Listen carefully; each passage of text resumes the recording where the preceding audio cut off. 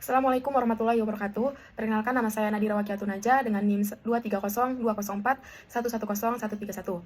Baiklah, dalam kesempatan kali ini saya akan mempresentasikan proposal penelitian saya, yaitu yang berjudul Studi Living Quran, Implementasi Pembacaan Surat Al-A'la ayat 6 sebagai amaliyah menghafal, tepatnya di Rumah Tahfiz Bustanul Quran, Kota Malang. Ini merupakan persyaratan dari ujian akhir semester. Adapun alasan yang kedua, yaitu di mana tradisi pembacaan surah Al-A'la ayat 6 sebanyak 7 kali sebelum menghafal di Rumah Tahfiz Bustanul Quran ini merupakan amalan yang tidak diwariskan hanya dari guru ke murid, akan tetapi ini juga diyakini memiliki energi spiritual ataupun ketenangan dan kekuatan psikologis. Nah, menurut saya fenomena ini tuh penting didokumentasikan dan dianalisis secara ilmiah.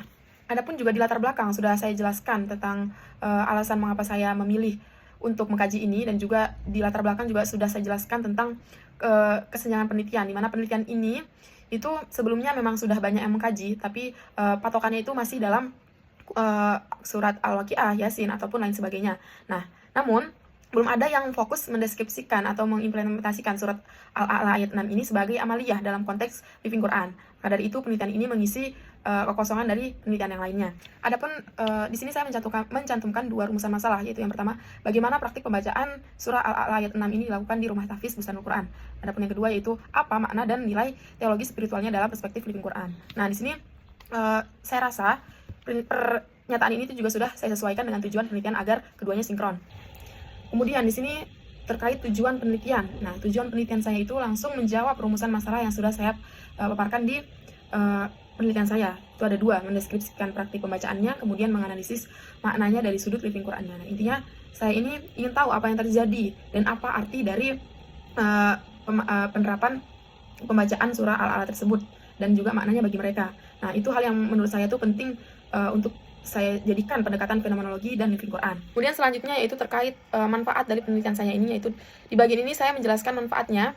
Yang pertama, secara teori sendiri itu penelitian ini bisa menambah hazanah tentang living Quran, apalagi terkait hafalan Quran yang masih jarang diteliti. Kemudian yang kedua itu secara praktisnya, itu mungkin penelitian ini bisa jadi masukan untuk lembaga tahfiz yang lain dalam mengembangkan metode hafalan yang nggak cuma teksnya aja, tapi juga menyentuh sisi psikis ataupun spiritual para santrinya.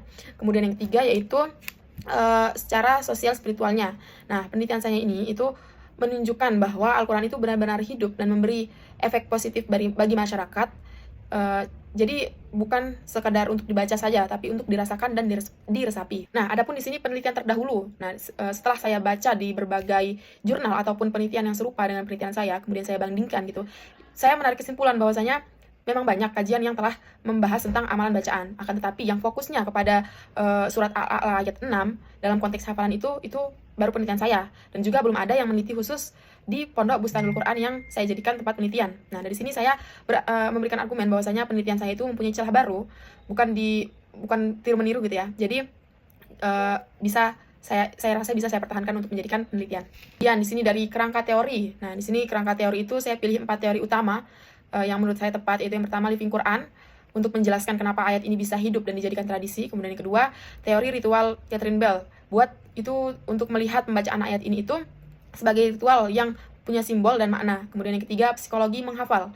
Nah, karena amalan ini berkaitan dengan mental ataupun fokus dan ketenangan. Kemudian yang keempat, makna ayat secara linguistik dan tafsir. Nah, agar penelitian saya ini memberitahu konteks aslinya dan bagaimana makna yang berkembang di masyarakat. Intinya penelitian saya itu membutuhkan teori yang bisa menjelaskan perilaku, makna, dan proses psikologi sekaligus. Adapun metode yang saya gunakan dalam penelitian saya itu yaitu menggunakan metode kualitatif dengan pendekatan fenomenologi dan etnografi. Nah, mana fenomenologi saya pakai itu untuk menggali pengalaman santri dan gurunya ataupun ustadz secara langsung tentang apa yang mereka rasakan, mereka yakini, dan bagaimana pengaruhnya kepada hafalan mereka. Kemudian dari etnografinya sendiri saya gunakan untuk mengamati kegiatan sehari-hari di rumah tahfiz tersebut, kemudian suasananya, rutinitasnya, habis itu bagaimana cara gurunya mengajar, dan bagaimana tradisi itu diwariskan.